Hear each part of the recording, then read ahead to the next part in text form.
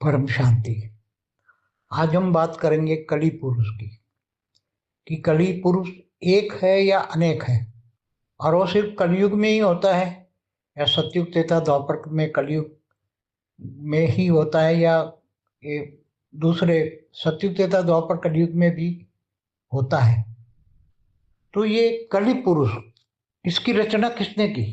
क्या ब्रह्मा के द्वारा सर्जन हुआ? किसने किया? क्योंकि ब्रह्मांड में तो हमारा जो ब्रह्मांड है, ब्रह्मांड में तो ब्रह्मा द्वारा सर्जन, विष्णु द्वारा पालना और शंकर द्वारा विनाश होता है। त्रिदेव है। तो त्रिदेव में से क्या किसकी रचना है? कली। कली पुरुष को किसने रचा? तो हर कलयुग में ये कली पुरुष होता है। तो कितने कलयुग गए? तो हर कलयुग में आया होगा तो 4 युग पूरे होते हैं तब अर्ध प्रलय होता है। ऐसे इकोत्तर अर्ध प्रलय में भी जो होता है तब एक मनवंतर में भी होता है। कल्प प्रलय में भी ये कली पुरुष होता है। महाकल्प प्रलय जब होता है तब भी कली पुरुष होता है। तो ये कली पुरुष जो हमारा ब्रह्मांड की आदि शुरुआत हुई तब से है। क्योंकि कली माना जो कलयुग में आता है, तो ऐसे हर हर 43,20,000 साल में एक बार कलयुग आता है। तो हर कलयुग में कली पुरुष आता है। फिर कलयुग के बाद वो कहाँ जाता है? क्या नीचे 7 पाताल लोक है उसमें जाता है? 55 करोड़ नरक है उसमें जाता है? कहाँ जाता है कली पुरुष बाद में? क्या उसका विनाश होता है? विनाश तो वो कली पुरुष की तो आत्मा होगी ना। आत्मा का तो विनाश नहीं होगा। चाहे कली पुरुष को हम असुर कहें, कली पुरुष माना असुर, तो चाहे असुर हो चाहे देवता हो, तो उसकी आत्मा का तो विनाश नहीं होता। चाहे अर्ध प्रलय हो, प्रलय हो, कल प्रलय हो, महाकल प्रलय हो, महाकाल प्रलय में ही सब विनाश होता है, या महाकल प्रलय में ही आत्माओं का विनाश होता है। तो ये कली पुरुष है कौन? पहले ये समझते हैं कि हमारे ब्रह्मांड की आदि में, आदि माना शुरुआत हुई तब, जो शुरुआत हुई कितना टाइम हो गया? अब ब्रह्मांड के आयुष ब्रह्मा की 100 साल होती है। मतलब ब्रह्मांड की आयु ब्रह्मा के 100 साल होती है। तो ब्रह्मा का एक पराग माना 50 साल पूरे हो गए, दूसरा पराग चलता है उसका भी 198 करोड़ साल हुआ। तो 198 करोड़ साल माना दूसरे पराग का, ब्रह्मा का पहला दिन का 7वां मनवंतर का 28 का युगांतर चल रहा है। तो कितने कलयुग गए होंगे आप देखो। ब्रह्मा का एक दिन में 1000 कलयुग होते हैं। सतयुग त्रेता द्वापर कलयुग 1000 युगांतर होता है। तो ऐसे 50 सालों में कितना हुआ होगा? ब्रह्मा के 50 सालों में, पहले पराग में। तो ब्रह्मा का एक साल माना 31 खरब 10 अरब 40 करोड़ साल होता है। तो उसमें कितने कलयुग गए होंगे? तो ब्रह्मांड की आदि में, ब्रह्मांड की आदि में जब ब्रह्मा ने 7 परम पुरुष की रचना की, 7 परम पुरुष थे, उसका शरीर परम तत्वों का था, आत्मा थोड़ी परम लाइट की थी, हल्की सी परम लाइट थी, ज्यादा तो नहीं थी, मगर शरीर परम तत्वों का था। फिर 7 ने 7 लोक बनाए ऊपर की धरती से ऊपर, जो 7 लोक है, भूलोक से ऊपर भूलोक, स्वलोक, महलोक, जनलोक, तपलोक, सत्यलोक, महासत्यलोक। तो ये 7 लोक बनाए। ये 7 लोक में ये 7 परम पुरुष ने अपने संकल्पों के द्वारा, पहले संकल्पों द्वारा सृष्टि बनाई जाती थी। तो संकल्प की अनेकानेक उन्होंने रचना की, और 7 लोक में अनेक परम पुरुष बन गए। और 7 लोक में 7 परम पुरुषों ने जो अनेक रचना की परम पुरुष की, वो परम पुरुषों ने अपने अंदर से परम प्रकृति को निकाला, और पुरुष और प्रकृति का 7 लोक में राज हो गया, और वो रहने लगे। फिर धीरे धीरे वो भी और सर्जन करते गए, और सर्जन करते गए, और सर्जन। तो उसके अंदर पावर चली गई, और जो शरीर परम तत्वों का था वो डाउन हो गया, और 3 तत्वों में आ गए। और परम तत्वों से 3 तत्वों में आ गए तो नेगेटिविटी जाने लगी। और फिर धरती पर धीरे धीरे उसके लिए मनुष्य बन गए, तो धरती बनाई गई। ब्रह्मा के 10 साल पूरे हो गए थे तो धरती बनाई। धरती पर वो आकारी से साकारी मनुष्य बन गए। तो जो नेगेटिविटी आती गई, वो नेगेटिविटी ब्रह्मा के अंदर आती गई, और ब्रह्मा के अंदर से मन के अंदर बहुत नेगेटिविटी आई। ब्रह्मा के अंदर बहुत नेगेटिविटी आई।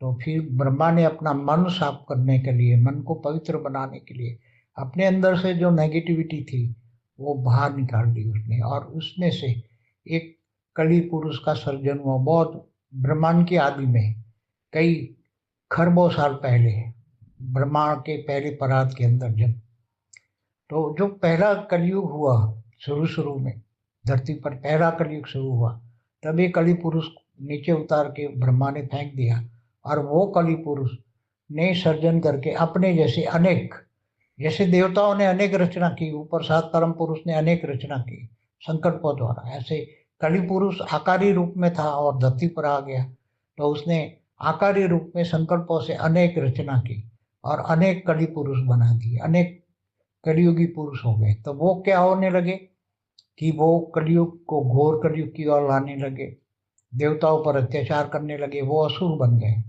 शुरुआत की बात है, वो ब्रह्मांड की आदि में, खरबों साल पुरानी बात है, खरबों खरबों। तो वही असुर बन गए। कलि पुरुष माना असुर, जिसके अंदर तमो प्रधान कर्म है, जिस जो तमो प्रधान माना काम क्रोध लोभ मोह अहंकार बहुत भरा पड़ा है ऐसे।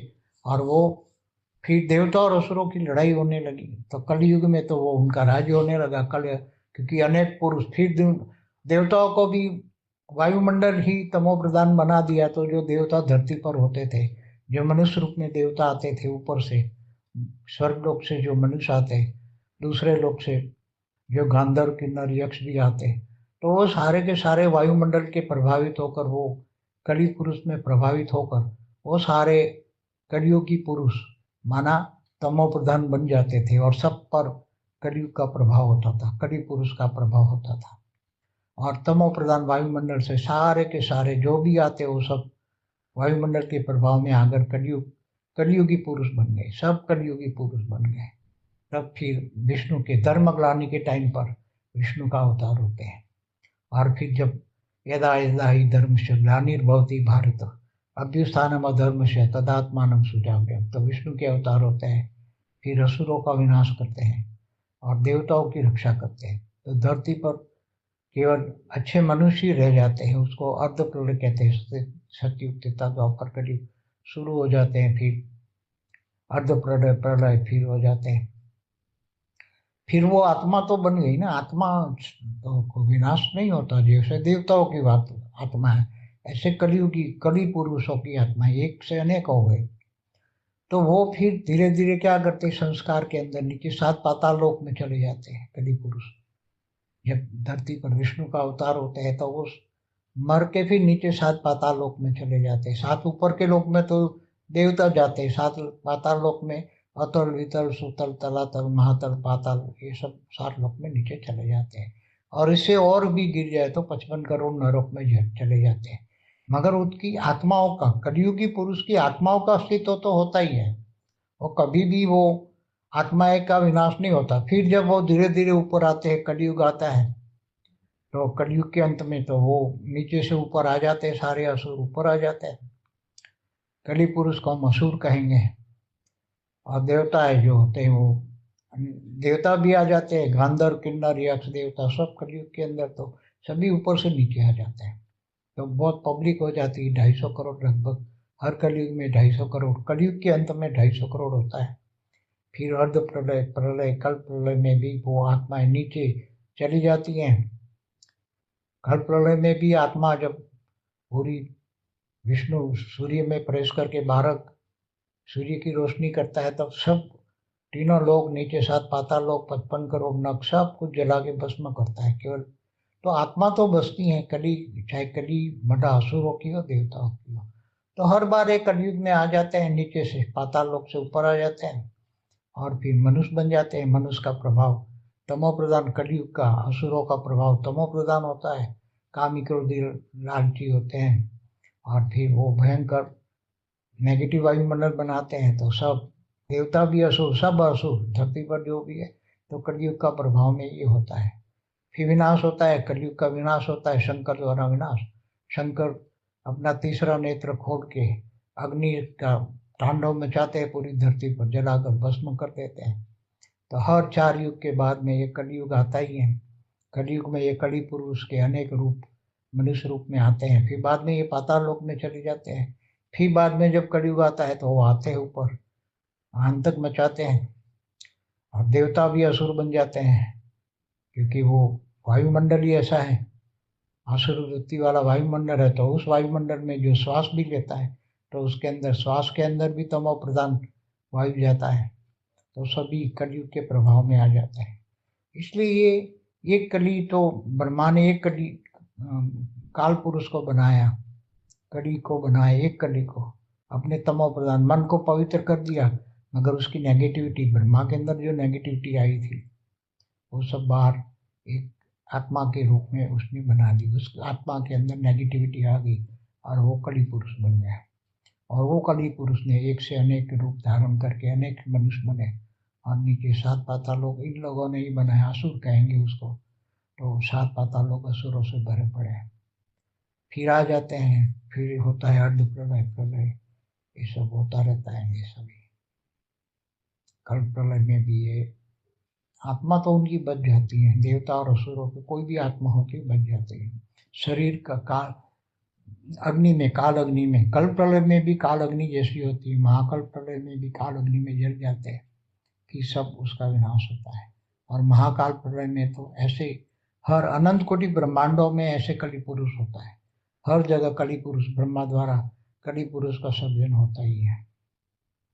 अनंत कोटि ब्रह्मांडों में भी सतयुग के तत्व होकर कलयुग होता ही है, और कलयुग में ऐसे कली पुरुष का तांडव होता ही है, और उसमें सब कलयुगी प्रभाव में असुर बन जाते। तो फिर अनंत कोटि ब्रह्मांडों का महाशिव महाकाल बन के अनंत कोटि ब्रह्मांडों को भी अपने काल अग्नि में जलाकर, महाकाल अग्नि में जलाकर भस्म कर देते। तब ये सभी आत्माएं भस्म, आत्माएं भी भस्म हो जाती है, शरीर भी भस्म, आत्माएं भी भस्म, सब कुछ भस्म। और वो उसका फिर अग्नि से परम अग्नि में, परम अग्नि से परम वायु, परम वायु से परम आकाश में, परम आकाश से परम महातत्व, फिर परम लाइट में धीरे धीरे धीरे प्रोसेस में लाके फिर परम लाइट जैसे पहले थी, चाहे शिव हो, महाशिव हो, परम महाशिव हो, चाहे मल्टीवर्स हो। तो ये सब कुछ प्रोसेस में आता ही है। जब ज्ञान सागर में डूबोगे तब सतयुग, त्रेता, द्वापर, कलयुग का पूरा नॉलेज आएगा। सब ज्ञान डिटेल में समझोगे तो ये सब समझ में आ जाएगा। नेगेटिविटी भी कहाँ से आई, तो ये ब्रह्मा द्वारा ही नेगेटिविटी क्रिएट की है कली पुरुष का, ये भी ब्रह्मा का ही सर्जन है। परम शांति। बेहद की परम शांति सोचो, बोलो परम शांति। Join us daily for our morning live meditation, Monday to Saturday, 5:30 to 6:30 a.m. Join us daily for live meditation, 10 p.m. to 11 p.m. on YouTube Live. Subscribe now. Website www.paramshanti.org. Email us anand@paramshanti.org. Like, share, subscribe. Join today. बेहद की परम शांति सो